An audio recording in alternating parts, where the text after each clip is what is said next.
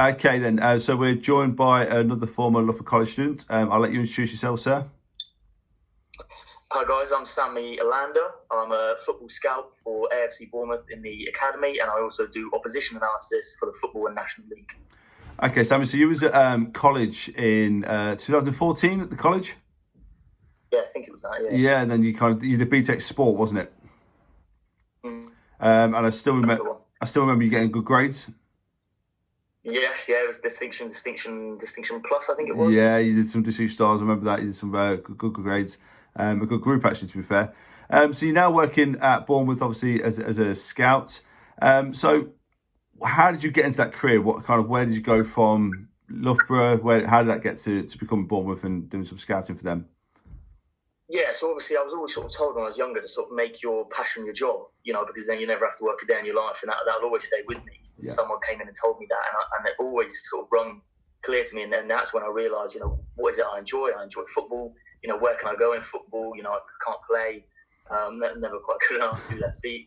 So can I go into coaching? And that's normally based on a lot of experience and qualifications. So scouting was the one where I was really offered the opportunity to sort of look into it. So after college, I then went to university. I went down to UCFB Wembley, did a year there, and I was lucky enough to sort of have an opportunity to go and work for Brentford and do a little bit of scouting, and they gave me some good sort of challenges and taste of what it might be like as a full-time career, and that sort of, I really enjoyed it. It was honestly a pleasure. It was never day long. It was it's fun. It was in and around football all day, every day. And sort of since then, it's been, where's my next fix of football? Where's the next step I can take in my career? Where's the next success going to come from? And that sort of thing. So how did Bournemouth come about then? So Bournemouth, again, this is something that I was told at Brentford. And it was sort of a concept to try and help you. And I think it's quite transferable to football. He said, you've got to be rejected 100 times in order to be successful. Yeah. And I thought about it and how was I going to make that work for me? And so I got home and I sent out 30 emails to clubs, just any clubs, random clubs, and said, I want to come work. I want to learn. I'm hungry to learn. Don't want any money. I just want your experience. And 29 came back rejected.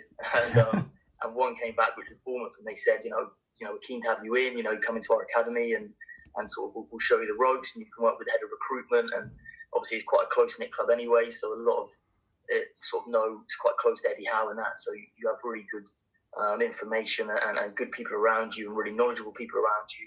So yeah, I sent the email off, and they said, you can come do an internship for a year, which was completely voluntary for 7 days a week, which is challenging, obviously. Yeah. Lucky enough, balance that, but it was mainly the experience part which really defined, this is what I want to do in my life. Yeah. So, what is a typical day then for you when you get to Bournemouth on the scouting system? What do you scout locally? Do you scout nationally? Is it a database? How do you go about your job?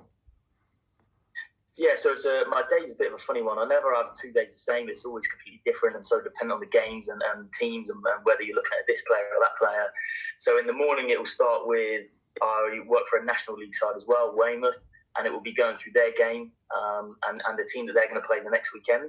So I'll be looking sort of at the opposition side of things, how they set up, do they have any patterns of play, set piece trends, any strengths and weaknesses that maybe we could exploit, how our patterns of play would fit in, and that sort of thing. And then it goes on to Bournemouth, and that's where I'll have to log on my games for the weekend that I went and scouted. So it could be an under-23s game, it could be a Conference South game, or it could be under-9s, a local grassroots game. So there's a real wide variety. Yeah. And then I log that.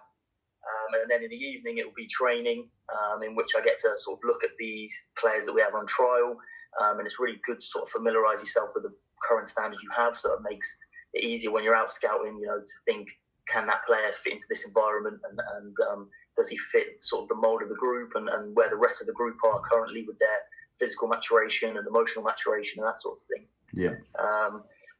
And then it will finish by going to grassroots clubs and trainings and having a look at them again to see if there's any new players that are maybe on our radar or that we've not sort of seen before. Okay. So what's the good parts of your job and what's kind of the bad parts of your job then? So the good parts of my job, the most obvious one is football. So obviously every day is football. You're surrounded by football. You talk football, you eat football, you live football. And I don't think for me, that's ever going to be a bad thing. I don't think there's been one day which I've got tired of that yet. Yeah. Always around great minds. It's a really sort of inspiring workplace for myself, as in everyone around me wants to make a difference and wants to, be the person that, evolutionizes football, and that rubs off on me. I'm quite influenced like that. So it's, I find that quite beneficial for me. The negatives are, because you're so indulged in football, sometimes it can't be an escape, because a lot of people, work 9 to 5 and it's, football day on a Saturday, and, you can go and escape, your normal life. But I don't tend to get that, but it doesn't ring too hard for me. And also it's very unsociable, the hours. So, you've got to be willing to sort of make sacrifices, because, you could be up on Sunday morning at 9 o'clock ready for a under 12s game at a local pub, if you've had a heavy one the night before. No, definitely. So what qualifications are needed for the scouts now? I know the FA brought in their new talent pathway, haven't they? Yes, yeah. So there's sort of several pathways you can go with it. There's no sort of, in terms of UCAS, there's no sort of dedicated qualification that qualifies you to be a scout. I mean, you can do sports science and coaching, and them skills can be transferable. But in terms of actual qualifications for scouting, there is probably 3 companies that spring to mind. You've got the FA, who do their talent application 1 to 4. Then you've got the PFSA, which is they're like a private company, but they will teach you how to do it, and they link quite closely with Manchester United because it's run by Hotel Football and that sort of thing. So that's a really good sort of insight, because they can offer you quite elite options and courses. And then you also have IPSO, which is another sort of scouting qualification, but in terms of actually recognised one, you probably want to go for the FA. Yeah. Okay. So what can our learners do now then at 16, 17, 18 to kind of get themselves in this place where they can kind of go and become a scout for a professional football club or rugby club, whatever it is? What can they do now? So my first advice would be get yourself and watch as much football as possible. As much football as possible. It's probably the best homework you're going to get is to go and watch as much. You want to be. We had a little talk before, and you said, match of the day. There's so many websites out there that will have games that you can just watch for free. Whether it's the Azerbaijan League, Division 2, or Premier League. You can learn something from every football game. Yeah. And it's about knowing what to look out for that will sort of change your perspective from that fan's point of view. Where you're slating players because they're not doing the right thing, to that coach perspective that you're thinking, why is he doing that? Yeah. How has that goal come about? And then you link it back, sort of thing. So definitely watch as much football as possible. We mentioned as well that I'm more than happy to give like a reading list. There's loads of books you can read that sort of offer different perspectives and opinions and pros and cons of how you can sort of change that perspective, as well as online. I every day try and read a football report. Today was Nuno Espirito Santos's Wolves and how they play, and you make a few notes and you think, how can I influence that or change that, or what can I look out for? So they're my 3. You read, watch, and analyse as much football as possible. And it's quite a lot of a lot of mileage. There's a lot of things you have to do, isn't there, before you kind of get to where in the Premier League, etc. And you have to kind of grasp every opportunity, I'd imagine. Definitely, yeah. So So for example, when I was at AFC Bournemouth, I was obviously quite new in, and not many people knew me, and so I wasn't that confident in asking questions and stuff. So I remember I was with the under-18s manager, who's an amazing guy, Carl Fletcher, and he was sort of making some notes on his pad, and then he screwed them up and threw them in the bin. And I waited for him to leave the room, and then I went into the bin and got him out and unscrumpled it, and it was just a set piece routine. Yeah. And it was just, it was looking, Jesus, can I sort of take this back and learn off it? And it's them little opportunities that you've got to get and grasp, and that's sort of, I think, what makes the difference to getting to the top. So what's your kind of like future plans, and what would you want to do? Would it be to be a head of recruitment at a certain club, or is that something you want to do?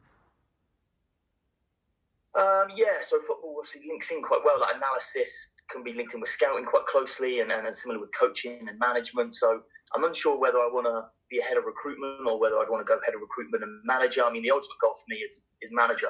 I'd like to get Portsmouth back in the Premier League if I can, but that's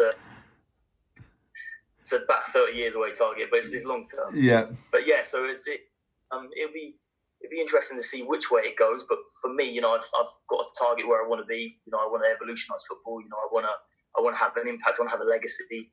So I don't mind sort of what route I get there, as long as I get there would be it. Fantastic. And the last question then, Sammy, is that if we took you back to 2014, took you back into the classroom at Loughborough, what would you say to yourself? What advice would you give yourself being young 16, 17-year-old?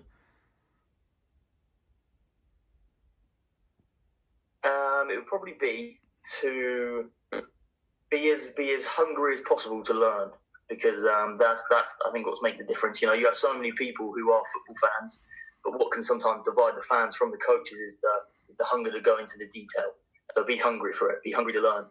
Expose yourself to as much as possible, and and just be determined. Welcome adversity. Don't let it affect you. Get your eye on the goal and don't stop until you get there. Definitely. Perfect. Thank you, Sam, for your time. Really appreciate it. Thank you very much. Cheers.